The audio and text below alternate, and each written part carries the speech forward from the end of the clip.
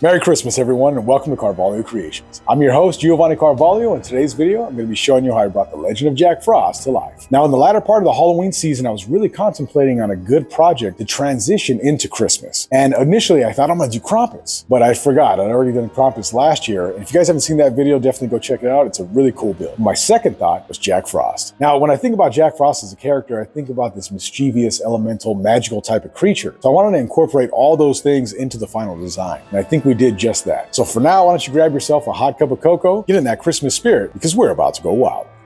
Okay, everyone, so I'm sitting here in my garage and I had this great idea to do Jack Frost. So as you can see right here in this corner here, I got my reference picture for my sculpt. We're gonna go really quick over the sculpt today. If you guys wanna see a more detailed sculpt about how I do my things, you can definitely watch the Exorcist Illusion costume where I go over that in detail. But today we're just gonna kind of rip through this sculpt a little bit, but I'll speed this up and that way you guys can see. But I'm just gonna be marking in the general idea of where I want these major features to go. The way villains are created, everything is really angular. So general guidelines, I'm not worried too much about it. I just want to make sure I get overall idea together. Mouth is very exaggerated as well. All right, now that the line work's done, we're just going to add a little bit of tin foil to build up some of these features because this is a female mannequin head. So I just want to go ahead and build up that chin a little bit since we're doing Jack Frost, and maybe the top of the head to give a little more size to it. Again, I'm just taking foil. I'm building out the features a little bit more, spraying the foil only with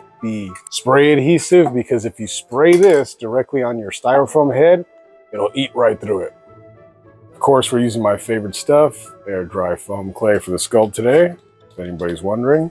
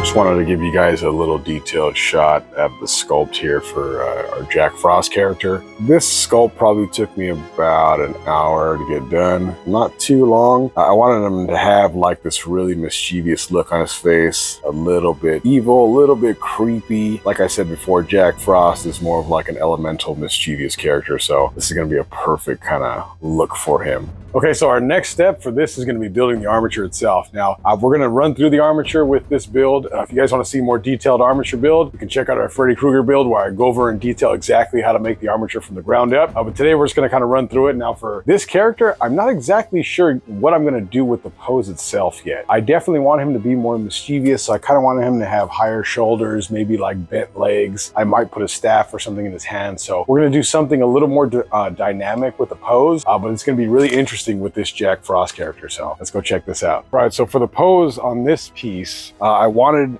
Jack to be sitting down. So I'm using child-sized clothes. I want him to be a smaller character. And what we're gonna be doing is I'm gonna take this is a 1-inch PVC pipe. I'm gonna drill and screw this down to a block of wood that I put inside here. This is a 2x6 that I cut down to 8 inches. And then I'm gonna screw this here, and then I'll use my heat gun to bend this and curve it over like a spine. So he's sitting and he has a curved look to him. So we'll do that right now.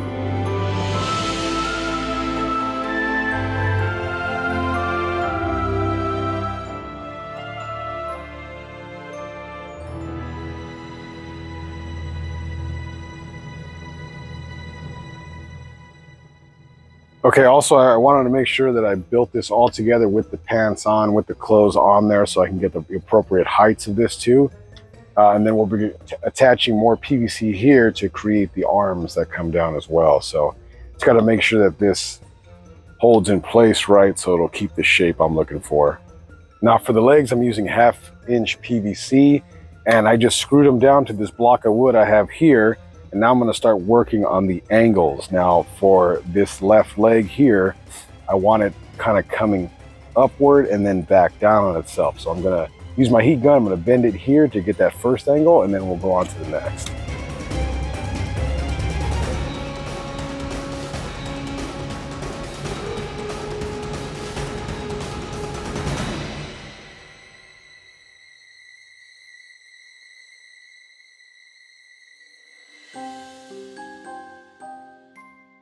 Now, after I bent this PVC, you can see how it looks. I realized in the last clip you couldn't really tell, but you can see the positioning of the legs. I went ahead and just cut out pool noodle, and I just sliced it down the length of it so I can fit it around the PVC, just to fill out these legs a little bit more. Now, I'm planning on putting some upholstery, I think they call it batting. It's like a filler, just to thicken out the legs a little bit more, make them look more natural, but you can see the pose already there.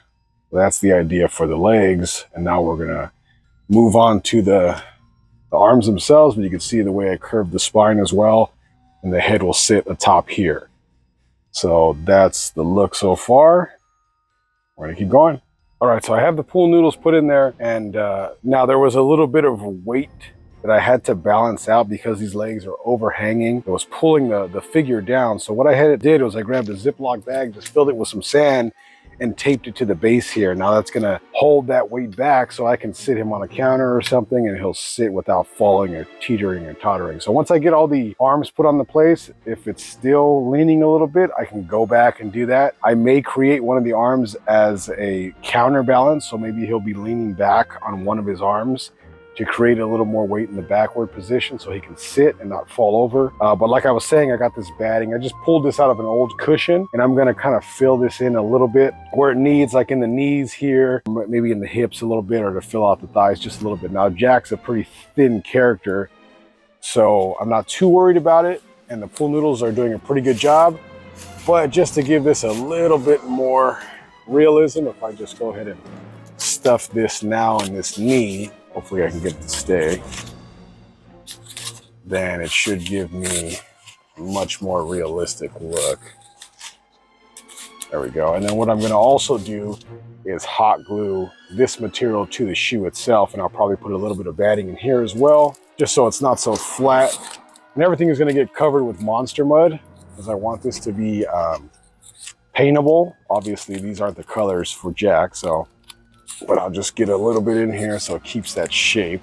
I wanted to give you guys a little update on what we're doing here. So I ended up taking it's a 1/2-inch piece of PVC, and I cut it at 46 inches in length, and I put it through the sleeves of the shirt here, and then I heated up the shoulder areas here just to give that bend. And now we're going to start bending the elbows into place, getting the arms positioned the way I want them. And then I have just a little placeholder in here. It's an old skeleton chest or torso, so I'll attach that to the actual spine we put back here, and then the head is going to sit on top of this, just like that, so you can get the idea of what I'm going for here. So this is working out pretty well, though. I think it's going to be a really cool little pose, a dynamic pose for this kind of character. Now we have Jack Frost sitting over here ready for monster mud. So I was able to redo the hands and get everything put together, get the position and the styling on. And I have some accessories I'm going to put on him as well. So what I'm going to do for this character, just like I did with Freddy, is I'm going to go ahead and grab handfuls of monster mud, push it actually into the material itself, and then I'll go back and dip the scarf and the beanie I have for him at the end in monster mud completely, so that way it fits directly on there. So this is going to be like I've done in the past in my other videos. If you guys want to see a full in-depth tutorial on how I use monster mud and apply it, check out my monster mud witch video. But for this, we're going to kind of go through this as well, just to get everything coated, and then I'll be pulling the material around the collar as well to make sure everything is really tight and in place. And I can move his head right now, but when I'm done with the monster mud, it's not going to move. So I'm going to get everything positioned and just start. So I'm taking scrap pieces of material and I'm gonna wrap them around the wrist itself because the jacket's a little short and I wanna layer this. Now also this is where I connected the PVC together to the arm. So when I attach the hand to the arm, it's just a piece of PVC with duct tape to hold it in place. It's relatively lightweight, so I'm not worried about it falling off, but this monster mud will secure that in place once it dries and it'll be perfect. Plus it'll create like a little sleeve that goes under the coat itself. That way I can just wrap that over as well. I just finished applying the monster mud, so I just want to give you guys a little detailed look on how I set everything up. I really try to focus on pinching and pulling all the material and fabric together and have it lay exactly the way I want to. Here, I'll give you a little more detailed look at these fingers I made too. See those there? I think I'm going to have Jack holding like a staff or scepter or something like that. We'll see. But at least you get an overall look of how this character is going to sit.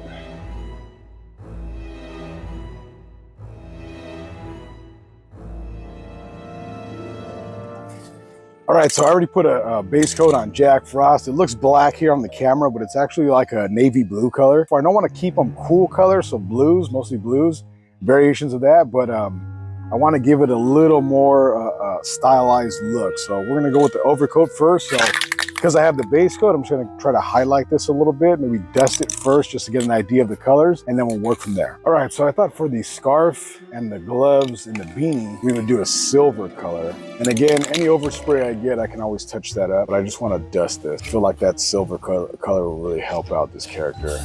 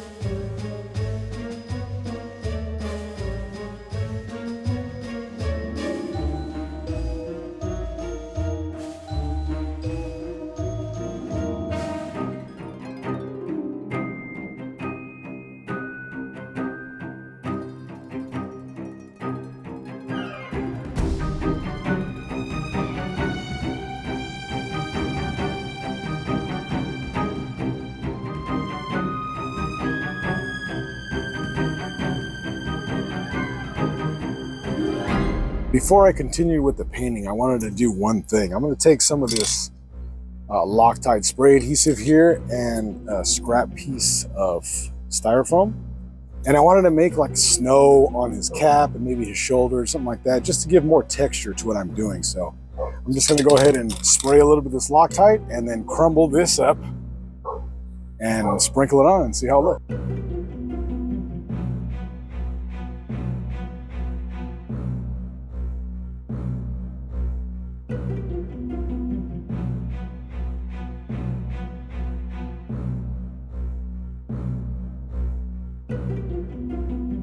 But I wanted to show you guys just one more effect. I wanted to add like an icicles coming off of his features on his face and possibly his hands, but definitely on his face. So I'm going to take a hot glue gun and just do small amounts of hot glue. Hopefully you guys can see this again.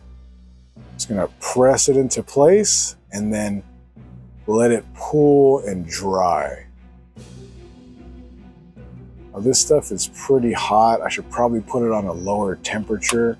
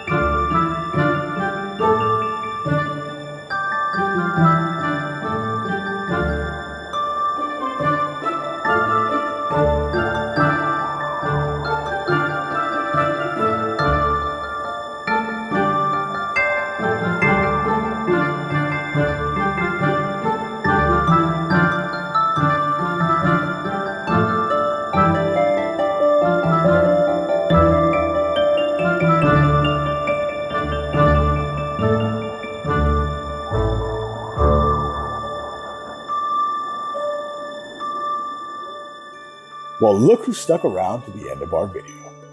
I hope you guys enjoyed our first Christmas project of the holiday season. I have so many more projects lined up for you to see, but if you have a Christmas character you'd like to see me recreate or bring to life, please write me down in the comment section below. I'd love to take that on for you. If you're new to the channel, we're all about expressing creativity here and pushing your passions and your dreams. And this is exactly what I'm doing, so I hope you get a little bit of inspiration from what you saw here today. Make sure you hit that notification bell so you guys will always be up to date on the new content we bring out, and we'll be dropping videos whenever we can. So make sure to stick around and stay notified. Until next time, keep building things, stay creative, and don't forget to go wild with it.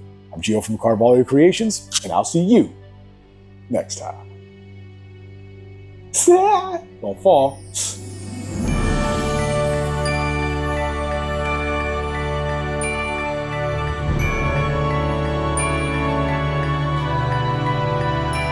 Yeah, Jackie, baby. What do you think? How you doing? That's good? It's good? Ugh.